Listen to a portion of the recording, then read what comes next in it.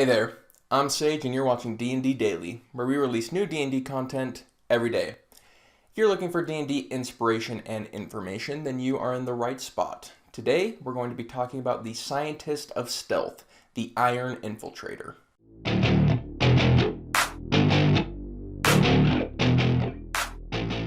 In order to play the Iron Infiltrator, you're going to be a Vedalken Armorer Artificer with the spy background. The Iron Infiltrator is a high-value member of a powerful magic item development guild. His guild specifically recruits Vedalken because they are excellent at their individual specialities, and because they have a detached and business-like mentality. In other words, they are the perfect scientists, thieves, and they have very little remorse for it. During the day, he acts as a research and development scientist.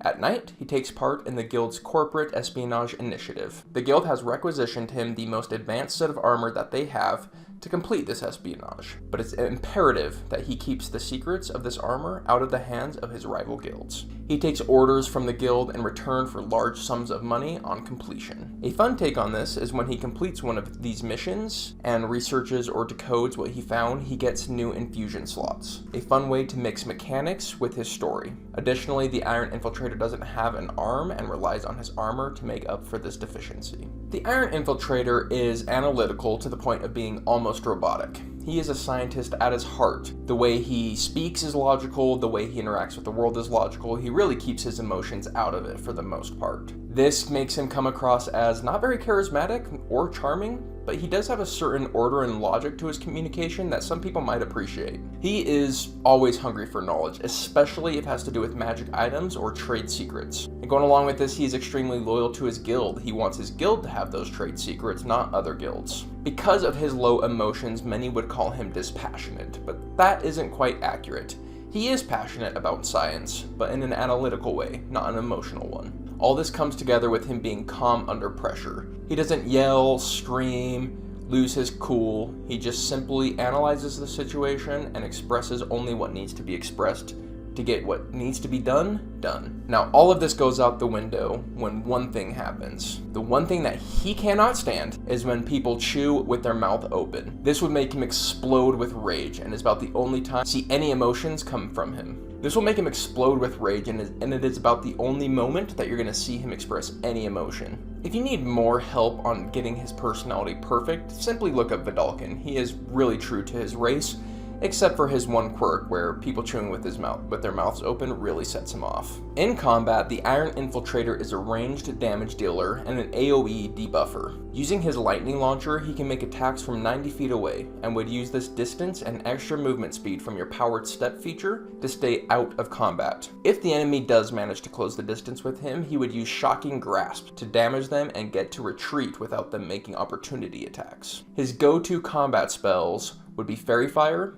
Web, and Hypnotic Pattern. However, he still has plenty of other options if Control AoE isn't your cup of tea. As far as defense goes, he is no slouch. With an AC of 18 before any infusions, Flash of Genius and Vedalken Dispassion for impressive saving throws, and impressive defensive spells like Mirror Image, and eventually greater invisibility. Combining all of that with a higher than average movement speed, and the Iron Infiltrator becomes one incredibly difficult cookie to crack. Now, out of combat, the Iron Infiltrator is an infiltrator extraordinaire. Dampening Field gives him advantage on sneak. Being a Vedalken gives him a plus D4 to Thieves' Tools and Sleight of Hand checks. At level 6, you can create the Gloves of Thievery using one of your infusions, an item that allows you to have a plus 5 to both Sleight of Hand and Thieves' Tools checks. Also at level 6, you get Tool Expertise, which gives you expertise on your Thieves' Tools checks. To put this in perspective, at level 6, he has an 11 plus Dex plus D4 to his Thieves' Tools checks,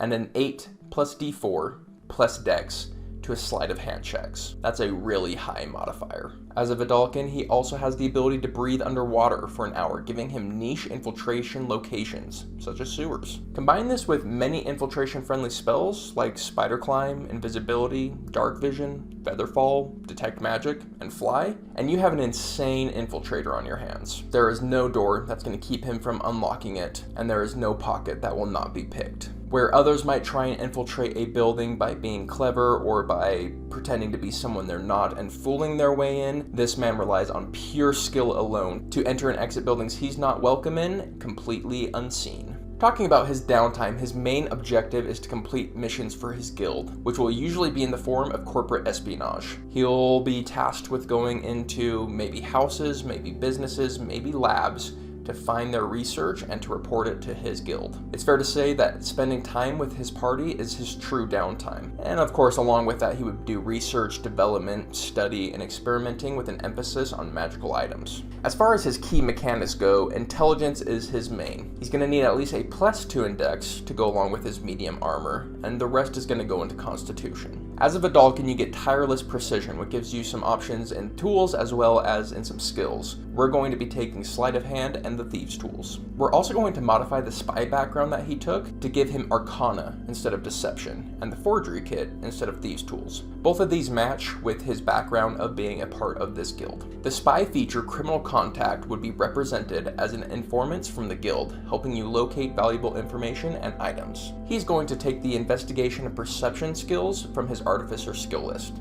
He has many infusions that work for him, but the ones that stand out to me include Enhanced Defense Armor, Repulsion Shield, Mind Sharpener, Goggles of Night, Bag of Holding, Gloves of Thievery, Cloak of Elvenkind, Cloak of Protection, Slippers of Spider Climb, Winged Boots, and Helm of Telepathy. A lot of those are items that you may be able to buy in your campaign, so something like Goggles of Night are going to be almost necessary for him, but hopefully you can find somewhere to purchase those so you can move your infusion to somewhere else. He has a lot of versatility day in and day out. Because artificers prepare their spells and infusions each day, you can either choose a day where you think you're going to be more combat heavy and you're going to choose spells like Hypnotic Pattern, or it's a day for infiltration and you're going to choose spells more like Spider Climb. The same goes for infusions. You might be choosing upgrades to your armor on combat days, and you might be choosing something like Cloak of Elvenkind on the other days. Once you hit level 9, you get armor modifications, which lets you have an extra 2 infusions each day, as long as both are on your armor.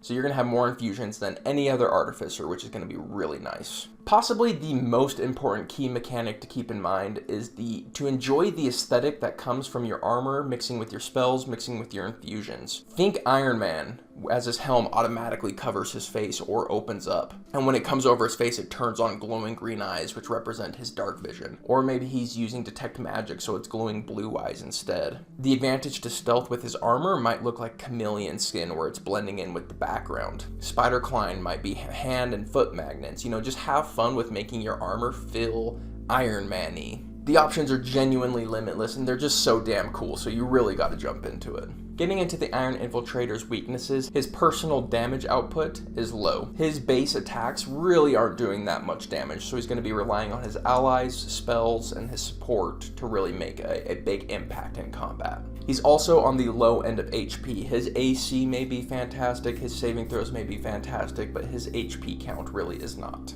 Due to his low strength and desire to stay out of melee, grappling can really hamper his playstyle. On top of this, because he cannot let his armor fall into enemy hands, being grappled is something that he specifically does not like. Repulsion Shield and Thunder Wave somewhat mitigate this, as does Armor of Magical Strength if you decide to take that infusion later down the road. As an NPC, the party should only see him if he wants to be seen. That is, unless he's incredibly unlucky, they're incredibly lucky, or they just have someone with an incredibly impressive perception. The party might meet him during his day job and would only get to see him as an amputee scientist. He would give them their mission to steal some intel and would instruct them to meet one of the guild's agents. He would then show up in full armor, and it could be a cool reveal if the party finds out that the guy who hired them and the guy who infiltrated with them are the same person. As a note, I would have the infiltrator help from a distance in the mission to let the party shine. Hold position while I get the door open type thing, kind of separate from the party. The key note to really hit with the Iron Infiltrator is to be a badass ninja Iron Man. Anything else, I feel, would be selling him short. We want to know how you would use the Iron Infiltrator in one of your games. What would you do to make him different and better? Let us know in the comment section below. Hit the subscribe button because you're not going to want to miss it. See you next time.